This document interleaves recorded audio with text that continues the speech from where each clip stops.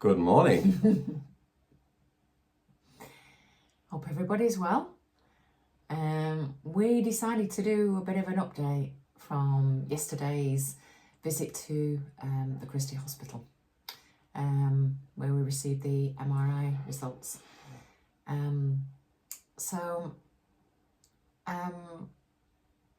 Yeah, it was a bit of an unusual day. There's a little bit of confusion with the results. Slight discrepancies from what we were originally told about the ultrasound scan the other week. Whilst having the scan, I had a doctor in there in that particular room and a consultant that came in who confirmed with me that two of the main tumours that they were kind of comparing and contrasting from previous scans that had, as far as they was concerned, I had a 50% reduction. And we discussed it in quite lengthy detail. As you but would. it's as you would, yeah. You know, I'm interested. I want to see the scan. I want to see what's going on. Yesterday, the consultant said the complete opposite. So, confused.com. That's what the NHS do best, is they try and keep you in that kind of fear mode and create that confusion, and that confusion continues. And it's very frustrating. And I'm sure I'm not the only one. So, yeah.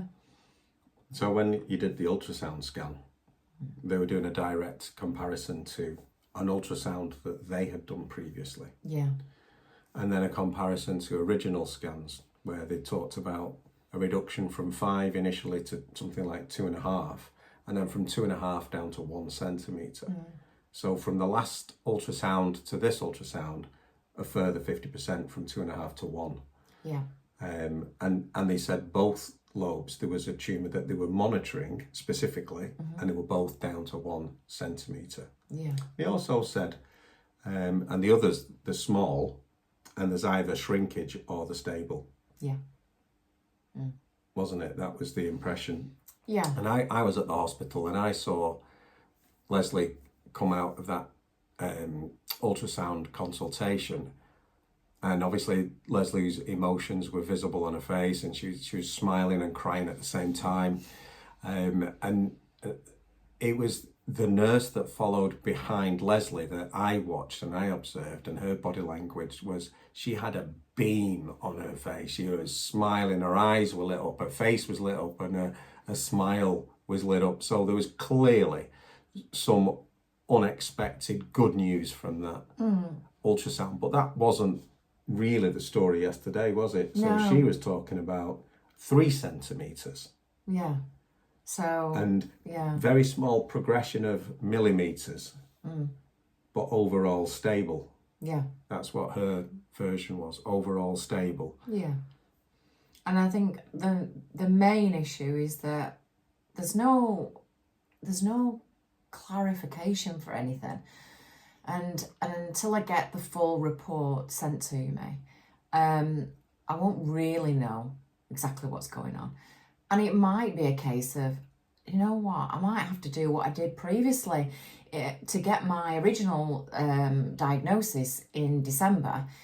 I booked a private scan, and it's absolutely ridiculous that any patient should have to do that. But sometimes it's needs must.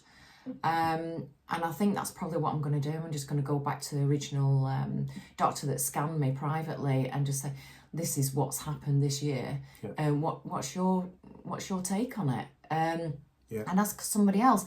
But it's a bit alarming to hear that when you're actually having an ultrasound scan, at the end, as in conclusion of that scan appointment, the doctor turns around to you and says, whatever you're doing, just carry on doing it. It's working, you know, you're doing really well. And that kind of encouragement, I've only ever heard that once, and that was on that appointment. Yeah. So it's very concerning that you come to a consultation appointment and the consultant says the complete opposite to what you were originally told on the scanning appointment. So yeah. So we almost thought that they must have read the wrong report, and we'll expect a phone call with an apology to say, we gave you this information wrong. It was that different. But anyway, that is what it is. That's what they've said. Then the flip side of it is the MRI scan, which has looked at the bone disease. Yeah. So what was she saying about that? So unfortunately, I do have a problem with the lower sacrum area. But what she was saying yesterday with the results is exactly what I was expecting. I think part of that is my knowledge and experience as a nurse. I understood what was going on in my body. So it was no surprise when she said, this is a bit of a tricky area. And the complications are that if the tumour progresses, I'm going to have problems with bowel, bladder issues, because obviously pressing on the nerve within the nerve, the spinal column. So that didn't come as a surprise. There wasn't a great deal of information really with the rest of the tumours. Just the impression that I've got is that they're fairly stable. There's slight progression, but it's fairly stable. Yeah, and I'll take that. I'll take that on the chin any day of the week. So, a lot of work to do. A lot of work to do. But it goes back to the point that we've been making time and time again, that using the detox protocols, getting the enemas involved. Yeah. You know, on a ritual basis. Don't just take it. I've had some treatment, now I'll detox. It's every day, and at the same time bringing the mindfulness in, isn't it? Yeah. Every day in every way. Every day. Feeling stronger and stronger. Yeah, definitely. Repeat. Yeah. Mindfulness. I know for a fact for myself, and I know that other people that I know within our cancer community that we're connected to, they are too struggling with the mental health side of having a stage 4 cancer diagnosis. It goes without saying. It is so challenging. Every morning, every evening before I go to bed, I have to practice some mindfulness just to keep me in that positive mindset. I have good days, I have bad days, just like anybody else does. And it's just finding strength within and determination and that courage and commitment to just keep pushing yourself. And there's no other way of dealing with it. It's just working on that, you know, overall health and well-being, mind, body and soul. Yeah.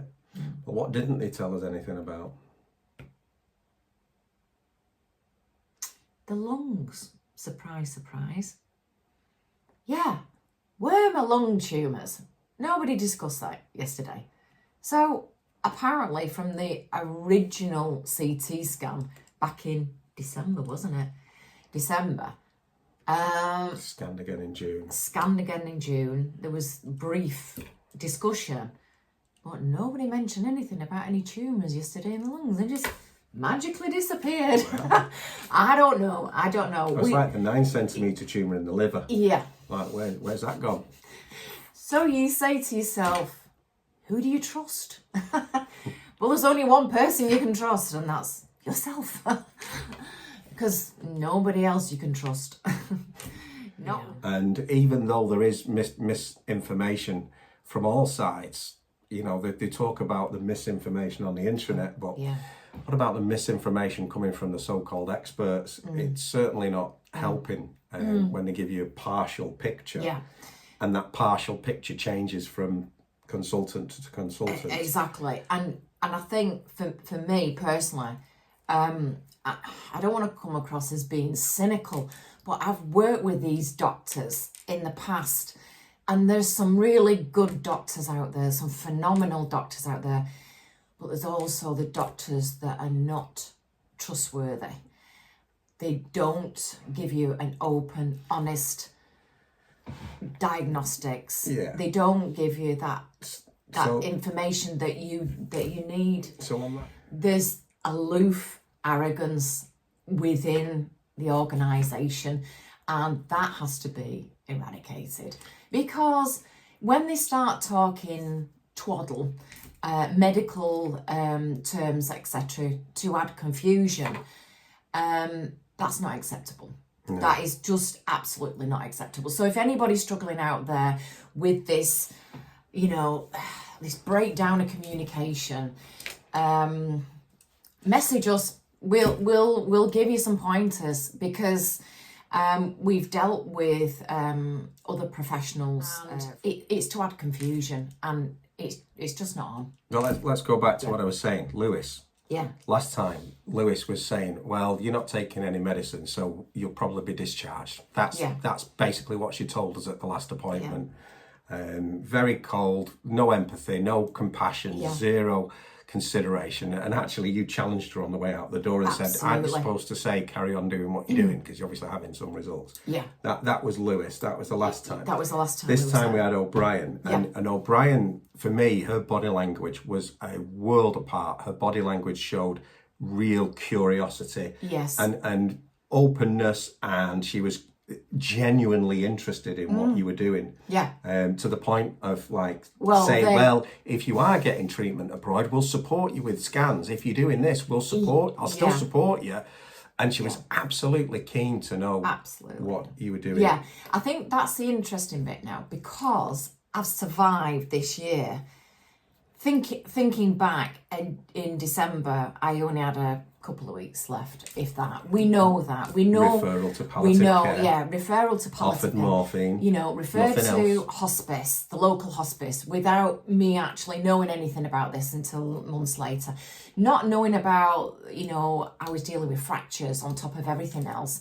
They withheld so much information from us that it is just mind-boggling. But what's really fascinating is now they want to know what I've been doing this year, because I've stayed alive. And I've heard this from other survivors and other thrivers that have, had a terminal diagnosis, and then they're still here years and years later.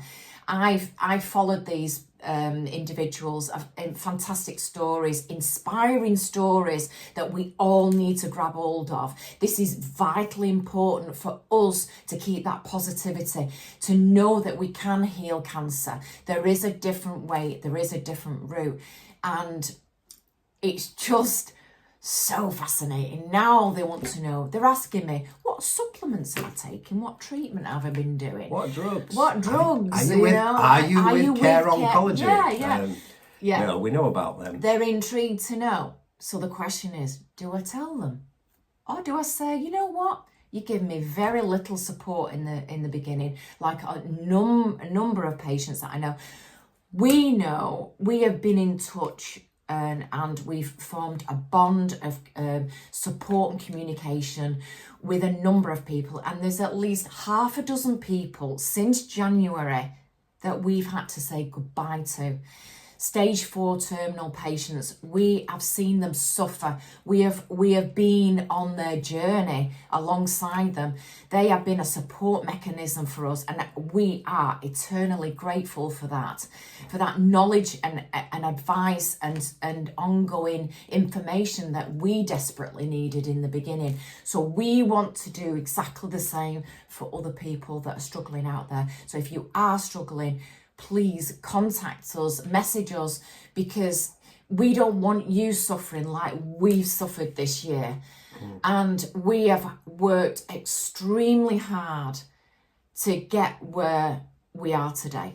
And when I say we, us and immediate, immediate family that has supported us, and we're eternally grateful for that. So yeah. Yeah. So just it's Friday the 15th. It's not 5:55, and it's definitely not crackerjack, but it's Friday the 15th of November 2024, and it just so happens that today is a full moon. it's the Beaver full moon, which I googled rather reluctantly. I was terrified of what Google might throw up. But it's a Beaver full moon, and probably if you follow that kind of mindset about the moon phases, you already understand that changes our emotions. It changes the fluid balance in our systems. It's a time to rest, it's a time to reflect, it's a time to let go of things that really don't serve emotionally. So we're doing the forgiveness reading again tonight, which will coincide beautifully with that full moon, and it's a process of letting go of stuck emotions that really will get in the way of healing, and it's open to all. Just join us. It's a chat, and it's a little bit of a reading. We can be there for about around an hour or so, depending on how people want to talk. How people show up. I think it's really an ideal opportunity to just, like I say, just sit with your thoughts and process everything. And if there's anything that you're really struggling with mentally and emotionally, it just gives you that time to just switch off just for an hour. You owe it to yourself. It's about self-care, and I've been on a long learning journey this year about self-care and about ensuring that there's boundaries in place for certain people that just want to push your buttons a little bit too far. They don't know when to stop, and that lack of empathy around our diagnosis and what challenges we face on a day-to-day basis. It is relentless. You know that, I know that, and we have to find it within ourselves to find that inner peace. And this is a great place to start with self-care, definitely. Yeah. But please come and join us. But please bring your own tissues. We frequently run out of these, don't we? Yeah. I'm going to take shares in Kleenex, yeah, exactly. So that's it from me. That's it from me. God bless you. And it's 7:30 UK time. That's GMT now because the clocks have changed over this side of the world. It's Zoom meeting, so anyone can log in from anywhere. It really doesn't matter. And it's not a religious thing. It's a spiritual thing. We don't consider ourselves to be very religious. We like some of the religious texts, we like religious quotes, and we like the mindset. We're definitely spiritually connected, aren't we? I think that's a positive driving force. But it really matters not what background you're coming from. So it's a forgiveness process is probably the better way of saying it. So that's us. And that's the update. God bless you. Hope you have a great day and a great weekend. Hopefully we'll see you tonight. Take care. Thank you. Thanks for all your support. It means so much. Thank you. God bless you. God bless.